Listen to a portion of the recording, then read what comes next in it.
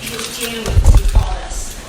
Named us the jammies because when he met Phil, Phil was another new young lover, and those two just clicked. And you're going to hear more about it. And so Eugene recorded some of our sessions, and we just were sharing a little bit of that with you. That was us. The jammies. And Johnny even wore his slippers. That's why it was the jammies. So I started bringing my slippers. You're not wearing those out of the house. Yes, I am. See his slippers.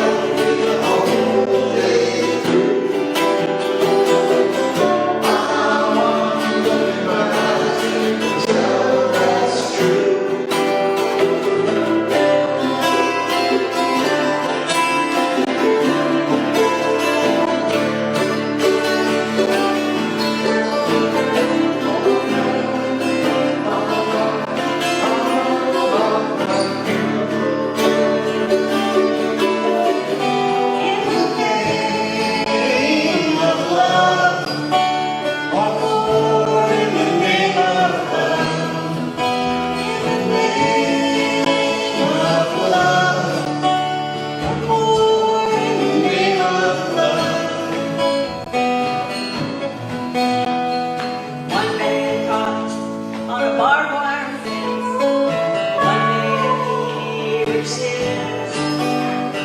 One man washed on an empty beach.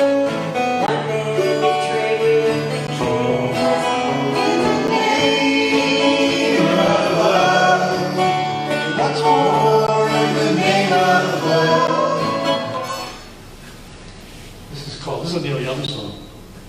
No, you're okay.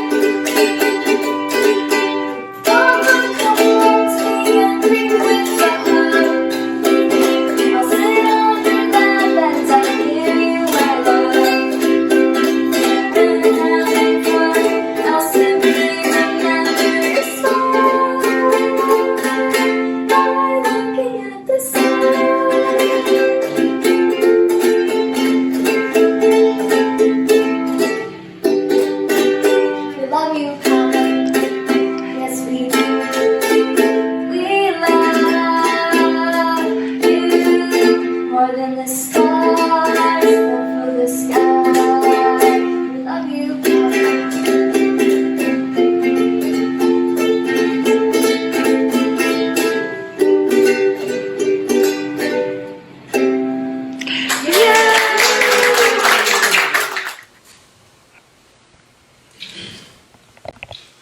Okay, to those of us who knew him, we know him, he was a sweet, sweet guy.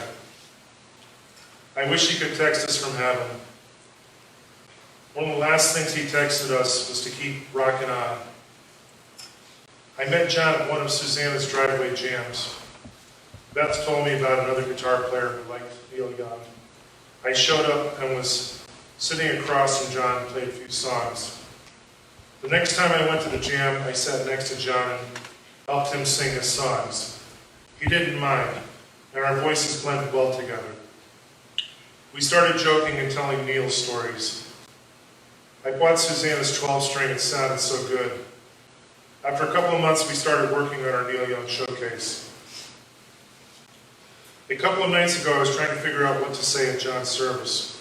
At first, I thought I was writing a song about John. Then it sounded like I was writing John a letter, asking him how he was doing, how are we supposed to carry on. We will miss his humor. When John and Susanna played each other's songs, I think she said the title of her song was John Crowne, and John asked her if the song was about a cola. Or the time we were singing Christmas carols, and I really liked that Mariah Carey song, All I Want for Christmas Is You. And when I finished, John said, Phil, you're bringing out your inner Mariah Carey side. John wasn't big on Christmas songs. When it got to be his turn, he played the Neil Young song, The Star of Bethlehem. Our group has changed since his passing. We were floundering there for a while. We realize now that we are just starting over. We were so strong when we were together, we were like interchangeable parts. We could play individually or in pairs or any formation. I will bring up his name in memory as often as I can. I know he is not gone because he is in us. He has touched us. His strength and humor will always be with us. Every Christmas I would get a Neil Young CD and would listen to it for a couple times to see where the hits were. I have about 50 of his albums. Some go to the bad Neil Young side and the others go to the good side. I was able to appreciate his music more by listening to them through John's eyes. He didn't just play the hits. So many of his songs that when I hear them, I would think of John. Nobody could play Cortez, Like a Hurricane, or Sweet Old World like John. But Razor Love, Interstate, The Old Laughing Lady, I Am a Child, Comes a Time, Expecting to Fly, and Change Your Mind, those are all John's songs, and I enjoyed playing them with him. When we were all starting the Neil Young showcase, we were all having a blast. It was like kids building a fort. How it evolved, choosing the songs. Jeff joined and started playing Mr. Soul, so I learned how to play that song right. And John and I did a very good version of that song at the open mics. We each had our own set of songs that we worked on, how to shorten the leads, add harmony, etc. On the song Ohio, we realized that we were a vocal group. John helped me by singing harmony on Cowgirl in the Sand and Southern Man. We were just a couple of kids texting and sending videos. A new musical world had opened up to us, and we were excited about it. We really didn't need an audience. It was about the music and the sound, and there were so many roads to go down. And we saw that with our last practice. I will always smile when I think of John. We really built each other up. There were times when we tried to come up with a name for our group. So for a day or two, we texted hundreds of names. Somehow John had come up with the name the Jammies, because we were his Jammies. He could always count on us to jam with him. Eugene joined the group, and now our practices were on YouTube. We also had a plan for a club, and originally it was going to be like Beatlemaniacs, where we could work on a certain album once a month. Then all of us could take requests from the audience. With John's humor, I know it would have been a lot of fun. Then we thought the club should be more for practicing and working on showcases. I know that with our last practice that would be different because we had played songs that we never played before, and it sounded really good. And we had never played before with just the two of us. Yes, there are many bright things to look forward to, but everything is going to be okay because Beth says there is music in heaven. And brother, I will be playing with you there. We are very happy to have known John, to have played with him, and shared our lives with him. He is loved big time. We will keep John in our hearts and thank him for his strength and the happiness he brought us. Thanks, John. We will keep rocking in the free world. Now Susanna's going to say a few words and sing a couple of songs. Thank you so much, Phil. I do have to say something that I never told Phil, but I was so moved by Phil's love and friendship for John toward the very end. As Kathy knows, he was so dedicated to John, and I'm sure he appreciated so much, Phil, so we acknowledge your friendship with John. John was, to me, I never knew him personally, but just musically, and just a wonderful, very humble man.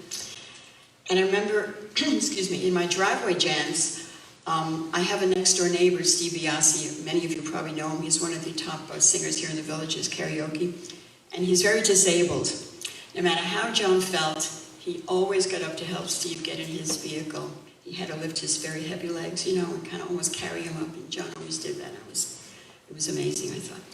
Anyway, I did want to say that not only was John a wonderful musician and songwriter, but he had a great sense of humor, as we all know if you know John.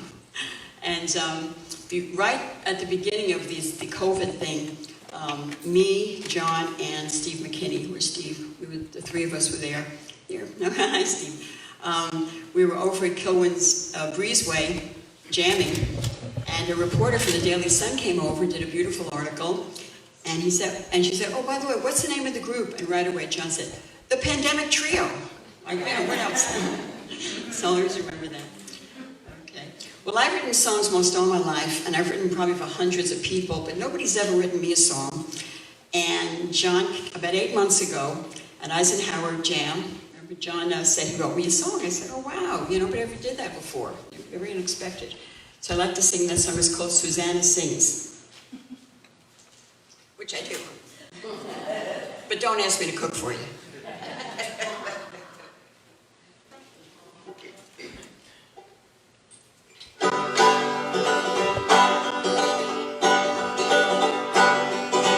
Susanna sing in the morning rain.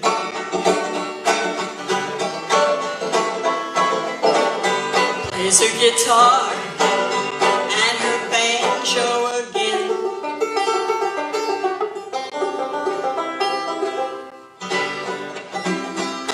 And when the players come to town, Susanna sings and they gather round to play.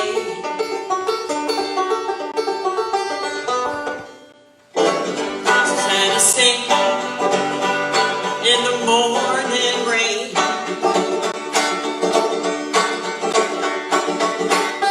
Plays her guitar and her banjo again.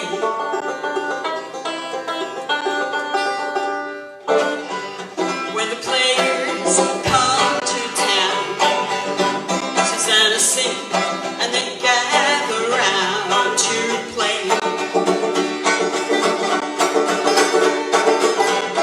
When the players all go home, Susanna sings, she's all alone to play.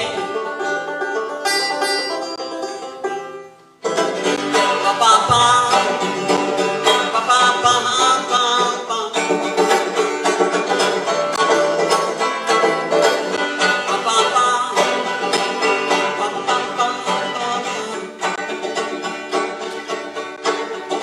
Susanna sing.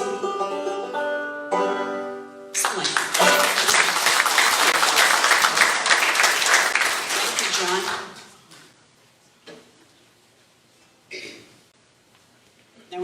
wrote that song for me, I thought I better go home and write him a song too. So I wrote this for John. It's called Crowne, the King of Major Sevenths and Minors. You've got to be a musician to get that one. So.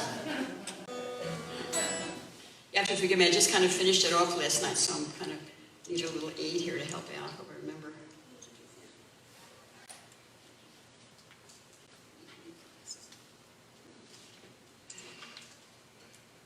And this is a true story, by the way.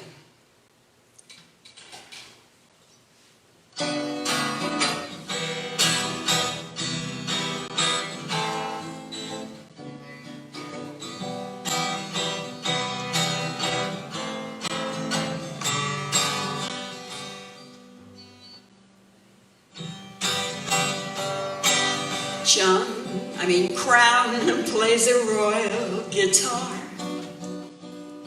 but always afraid to sing.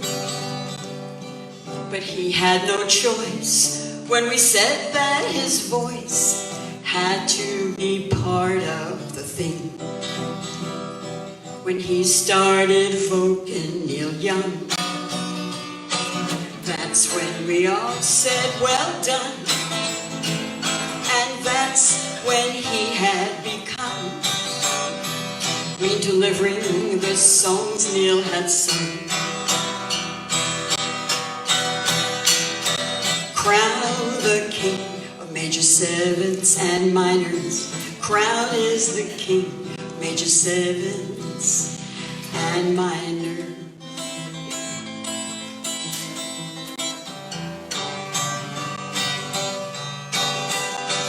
A composer of truth, of love and one-liners, setting his own pace of rhyme. He writes songs for his wife, the love of his life. And John's the king of major sevenths and minors. Crowne's the king of major sevenths and minors. We miss you, John.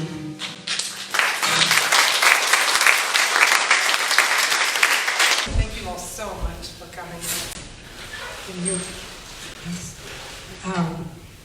When he was entering his final days, we were talking about what he would like to see. And we knew neither one of us wanted a funeral service. But he right away said, oh, but a celebration of life. I'm like, really? And I think this is what he had in mind. So thank you all for coming.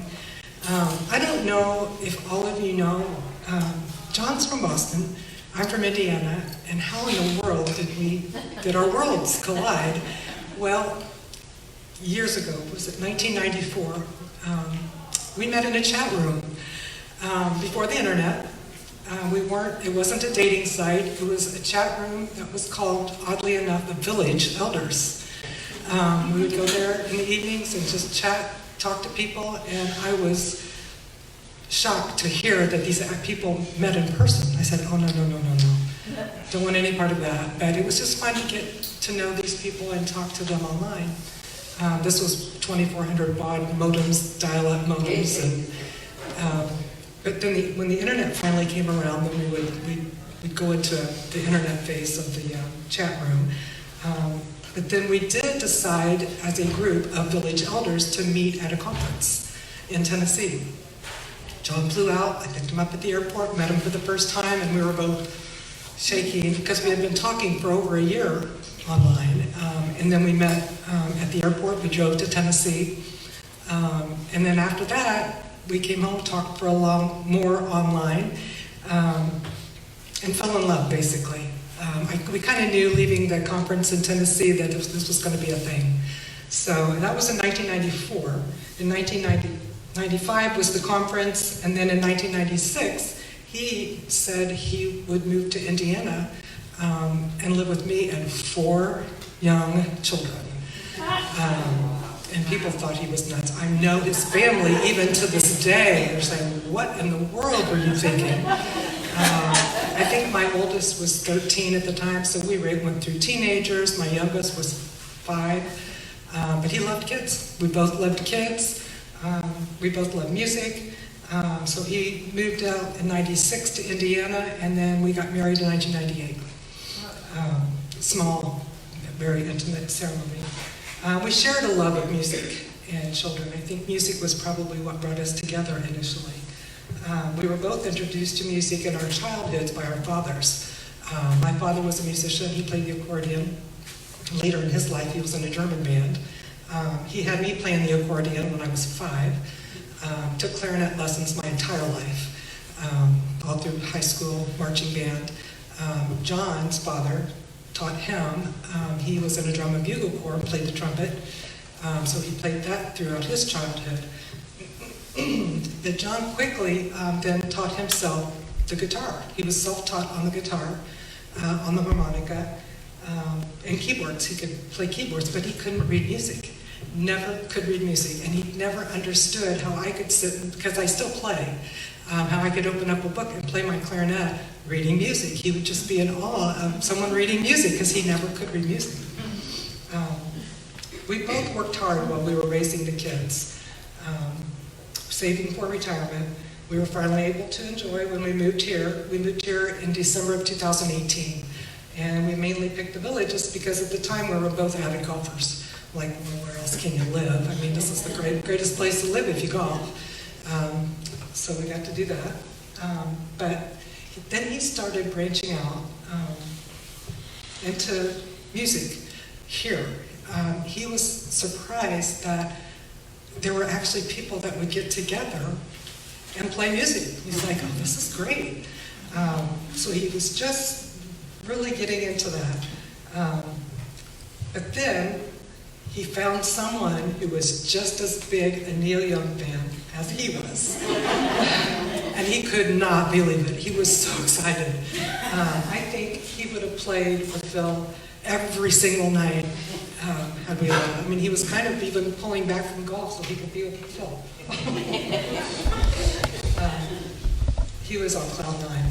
And then Beth was responsible for introducing John to Phil. Thank goodness. Thank you, Beth. So together they decided to form the Neil Young, I don't know what your name was. It wasn't the Jimmys at the time. Oh, from here to something. Well, now it's H2H. Okay. Hank to Hendricks. Hank to Hendricks.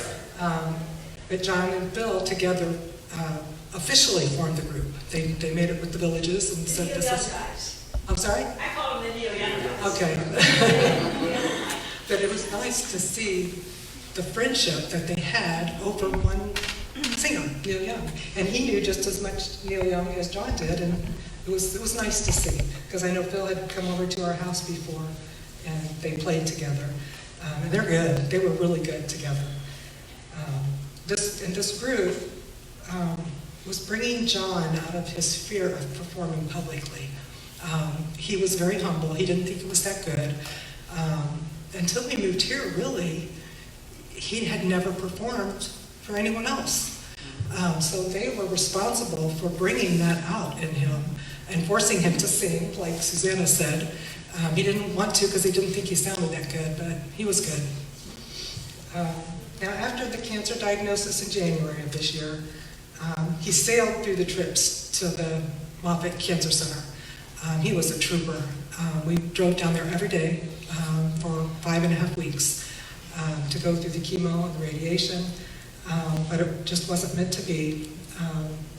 I know I played a lot of Neil for him on the way down there, and he would take a pillow and put it up against the window and kind of sleep off and on the trips, but anytime a Neil Young song came on, you're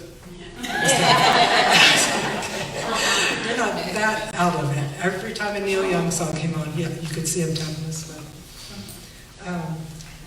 The last scan he had after he went through all of the treatments was really a punch in the gut. The treatments didn't work. The cancer had spread. And that was just, that's not what we expected. But he never gave up. He never gave up hope. Even though he had lost so much weight, he wanted to take that last vacation. We'd put money aside. He wanted to go on a cruise. He wanted to take that Alaskan cruise that we'd never taken. He says, I just want to be able to eat, because he had the feeding tube the whole time, the whole 9 months. And he said, I just want to get to the point where maybe I can go on a cruise if he can't eat. Because he'd already taken me to Paris, he'd already taken me to Italy. He goes to the Alaskan cruise was the last trip, but didn't get to do that. He never really got to eat again. After that, he had lost so much weight, he kind of shut down, really didn't want to communicate with anyone. But up until the very end, it was at 8:30 p.m. on Saturday, September 11th, while the country was mourning the 20th anniversary of the 9/11 attacks, he took his last breath at home. Yeah, I knew that line was going to get to me. Sorry. He's sorely missed by so many lives. His friends and family, he has 2 sisters, a brother and a son in Massachusetts. He has friends, family, and co-workers in Indiana, 4 stepchildren and their spouses, and 12 grandchildren, and everybody here, who, while he only knew a short time, he really made his brief, it made his brief retirement something he cherished. I can only hope he is using his musical talents and wit and humor in the heavens, where I will be reunited with him one day. Thank you, everyone in this room who touched his life and therefore touched mine. Thank you.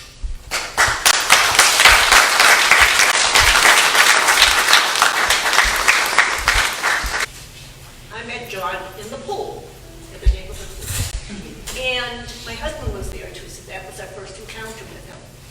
And we started talking, where are you from? He was from Boston, we were from Massachusetts, so that started the conversation up. Then somehow, I think the next time, he found out that I taught water classes up at Mulberry. And he questioned me about it, so I told him what I taught, and basically kind of the format of the whole thing. And I really didn't think he was going to show up. You know how men sometimes, Yeah. because they know it's a tough workout, and they just don't want to show up by the John came, and he was very faithful, and he enjoyed it immensely. And he, being the kind soul that he was and is, he's still here.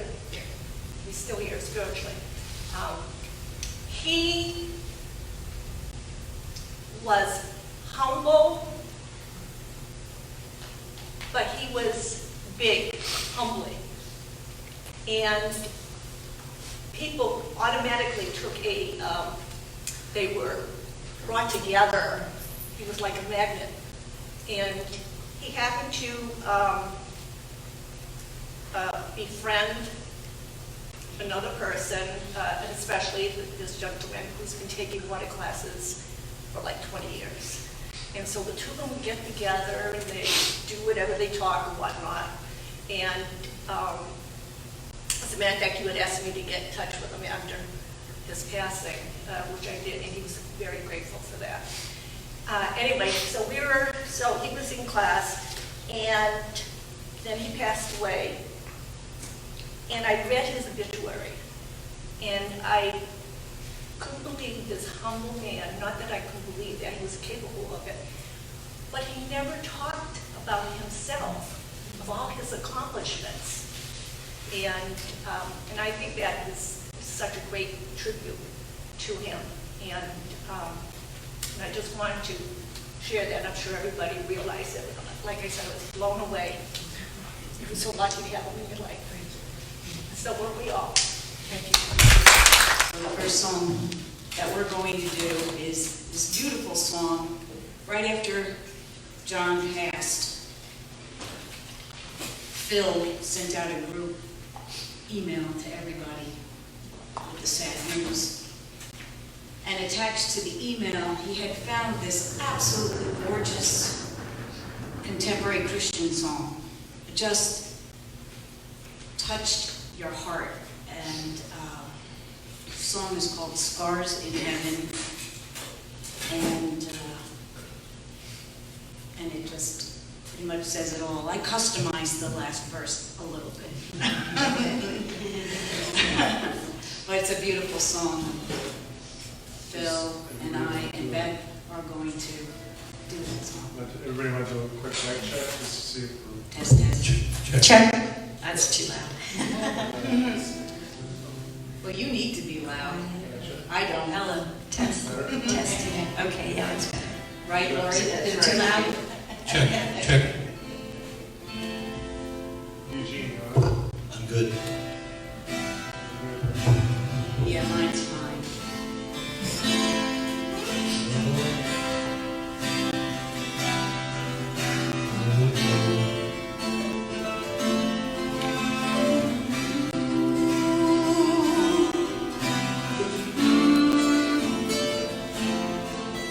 If I had only known the last time would be the last time,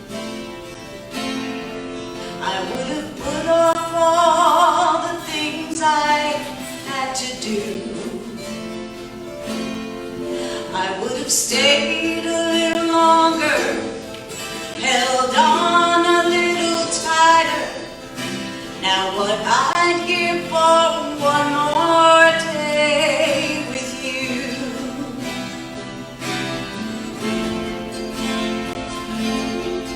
there's a wound here in my heart where something's missing.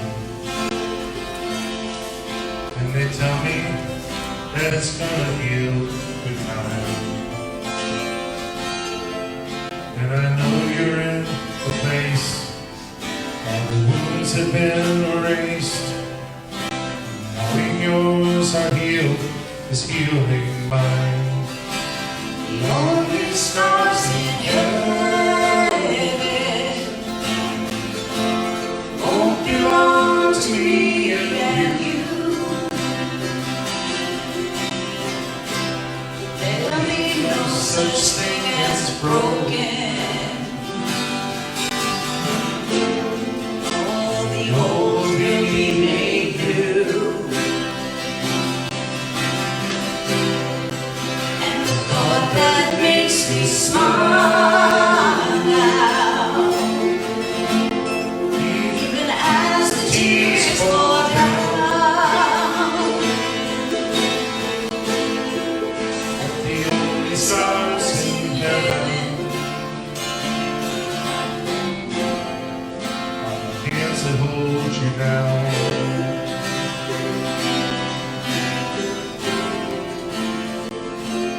I know the road you walked was anything but easy. You picked up your share of scars along the way. But now you're standing in the sun. You fought your fight, your races run. The pain is all a million miles away. The only stars in heaven, they won't belong to me and you. There'll be no such thing as broken. All the old will be made new. And the thought that makes me smile now, even as the tears fall down, is that the only stars in heaven Are the hands that hold you down.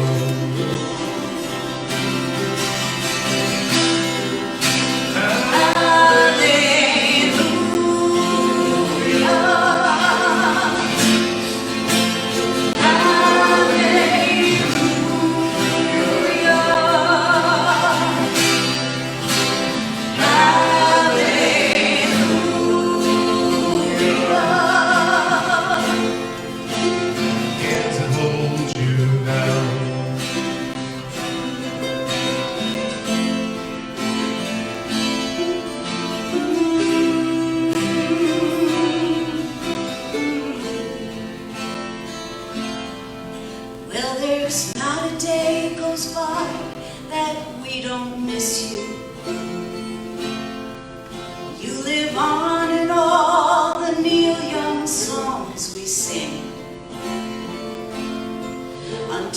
standing with you in the sun.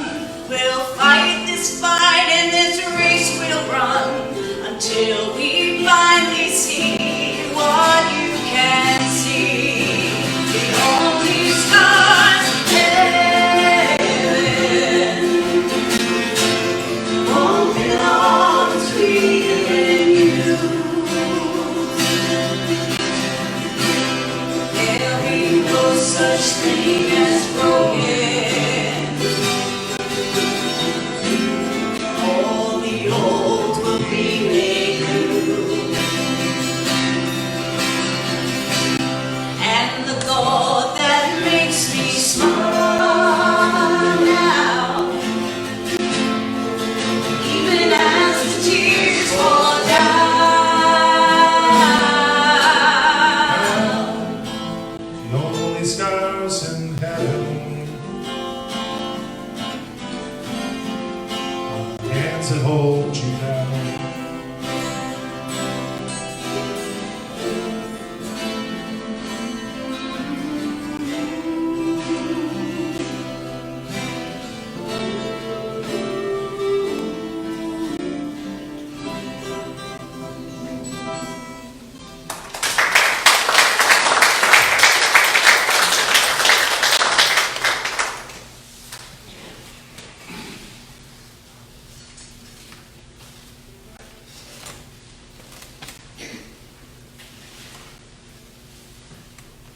If anyone wants to look up that song later, it's by a group called Casting Crowns.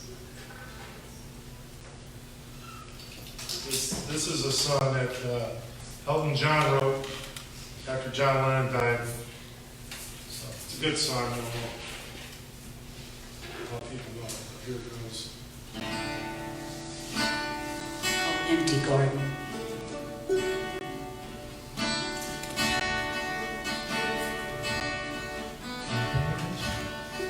As the New York sunset disappeared, found an empty garden, hung the flagstones there. Lived here, must have been a garden that cared a lot, weeded out the tears that were through the crowd. Now it looks so strange. It's funny how one insect can damage so much grain. What it's for, this little empty garden lined with brownstone door, in the cracks along the sidewalk, nothing grows no more. Lived here, must have been a garden that cared a lot, weeded out the tears and go through the crowd. We were so amazed, crippled and were dazed. Gardener like that, no one can replace. I've been knocking, no one answers. And I've been knocking, start of the day. And I've been calling, hey, hey, Johnny, can't you come out? Can't you come out to play? Through their tears, say he marvelous best in younger years. He who said the roots grow stronger, he could only hear. Lived here, must have been a garden that cared a lot, weeded out the tears and grew the crowd. Now we pray for rain, every drop that pours, we hear your name. And I've been knocking, but no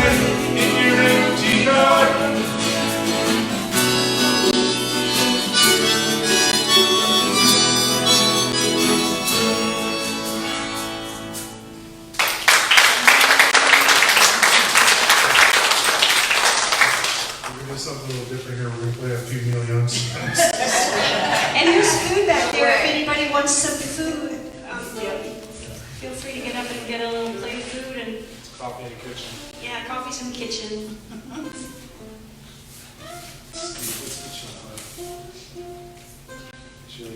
Can you give us some words?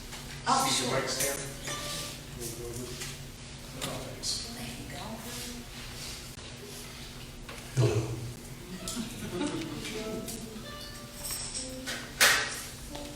We doing, Yep.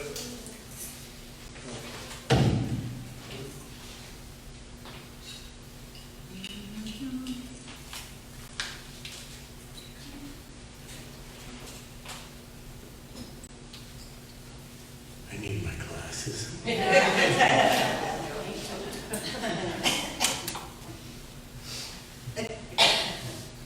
Steve, you need to stand.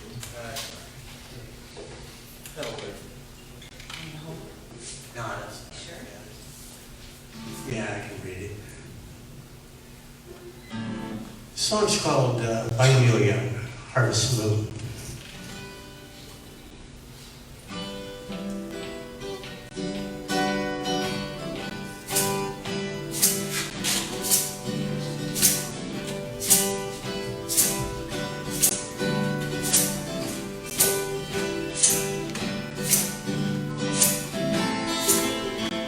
Come a little bit closer, hear what I have to say.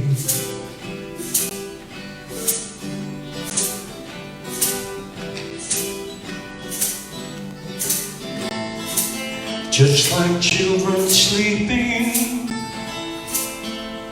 we could dream this night away.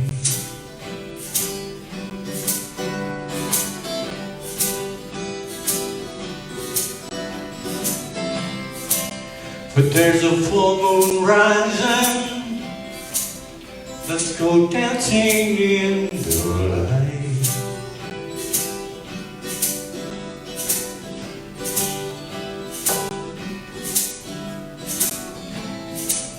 We know when the music's playing, let's go out and feel the night.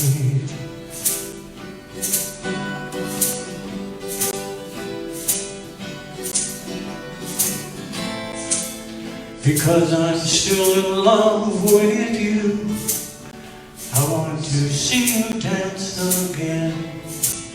Because I'm still in love with you. On this harvest moon,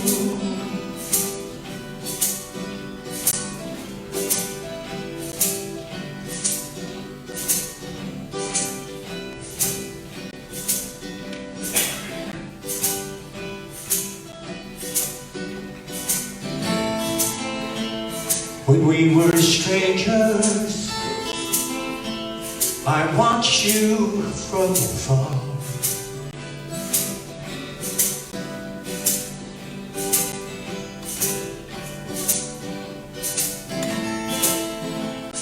When we were lovers, I loved you with all my heart.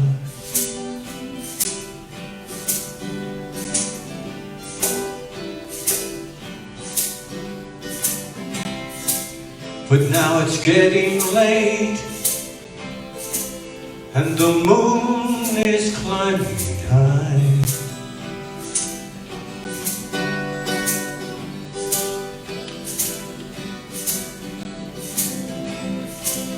I want to celebrate, see it shining in your eyes.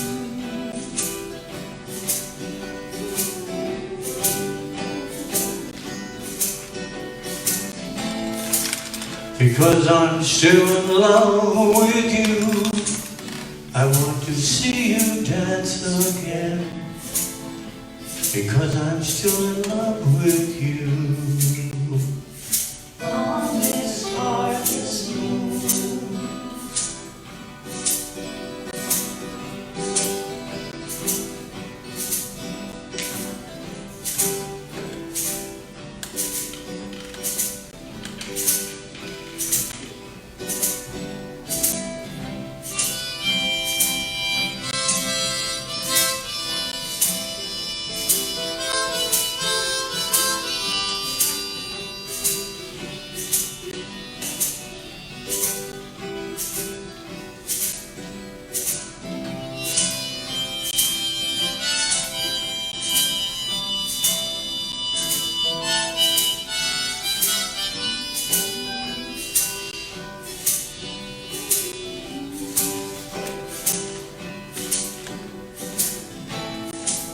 because I'm still in love with you.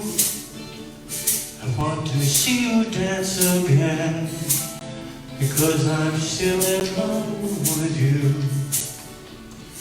On this harvest moon,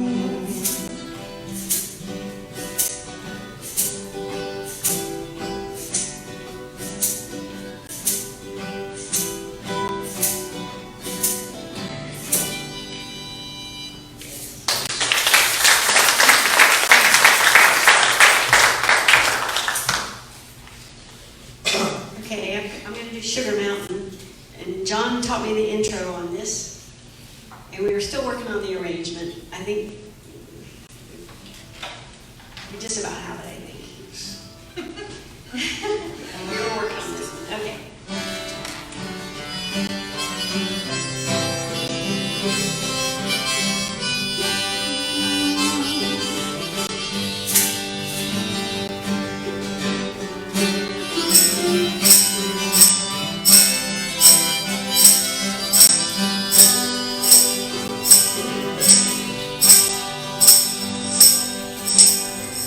Oh, to live on Sugar Mountain with the barkers and the colored balloons.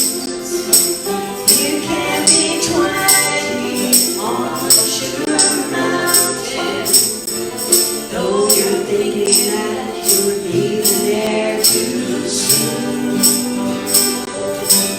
You're leaving there too soon.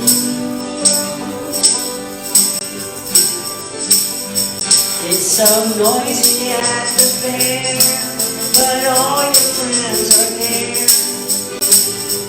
And the candy floss you had, and your mother and your dad. Oh, to live on Sugar Mountain with the barkers and the colored balloons. You can be 20 on Sugar Mountain, though you're thinking that you're leaving there too soon. You're leaving there too soon.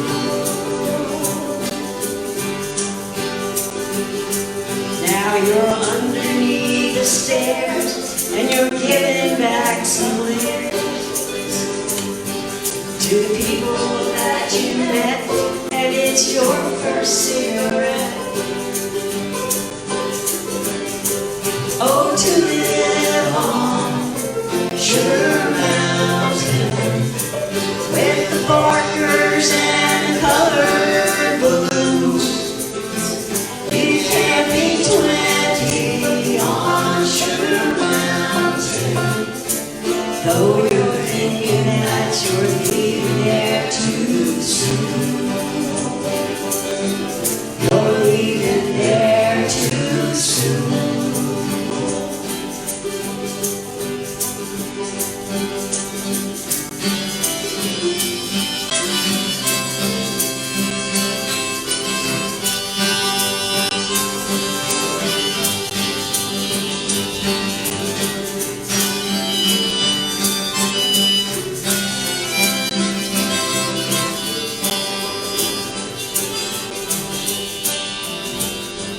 There's a girl just down the aisle, oh, to turn and see her smile.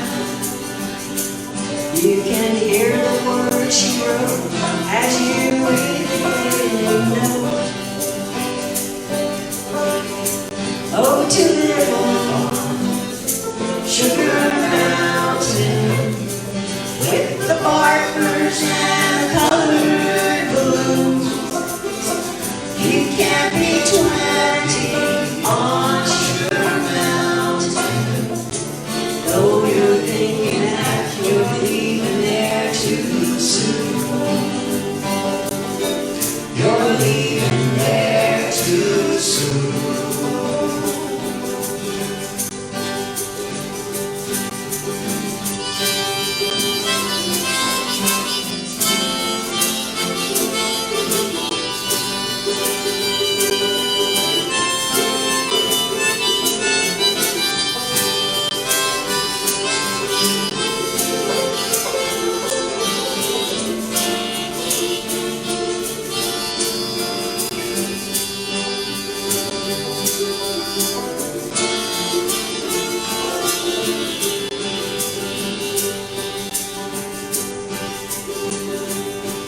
you say you're leaving home, 'cause you want to be alone. Ain't it funny how you feel when you're finding out it's real? Ain't it funny how you feel?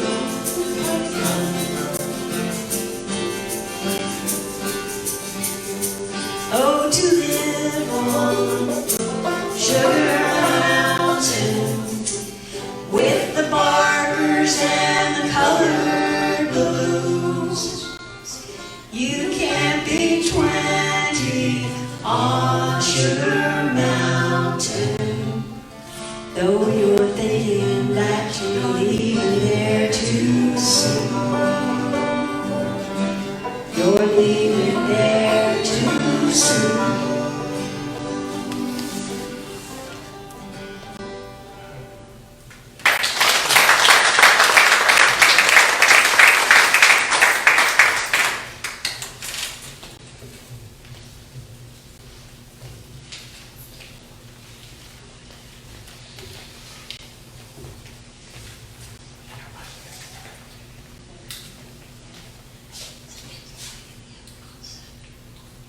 We found out today that Kathy was John's swimming girl, so that's what we're going to be playing now. So.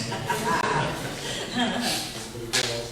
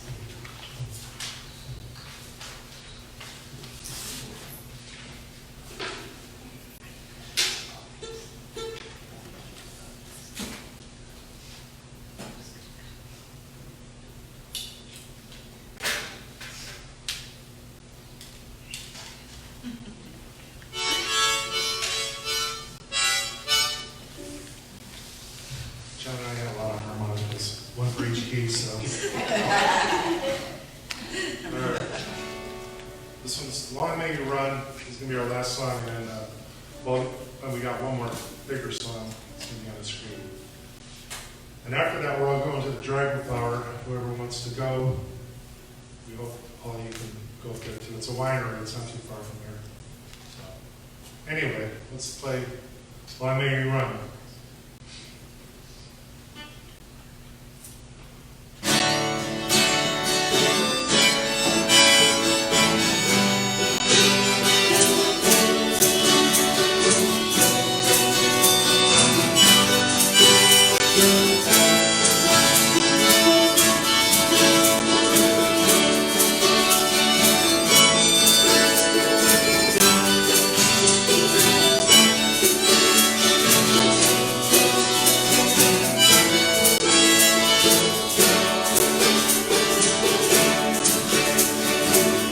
We've been through some things together.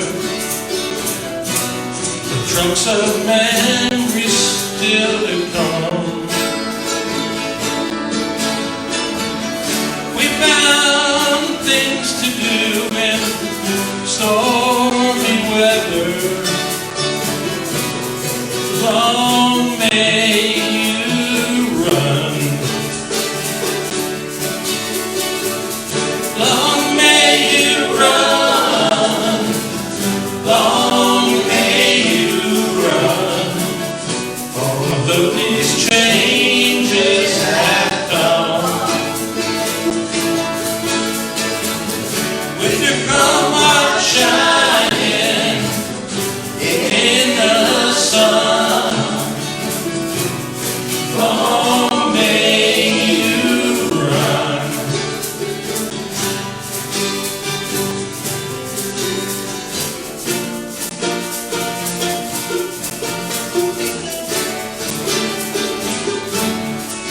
Well, it was back in Blind River in 1962 when I last saw you alive.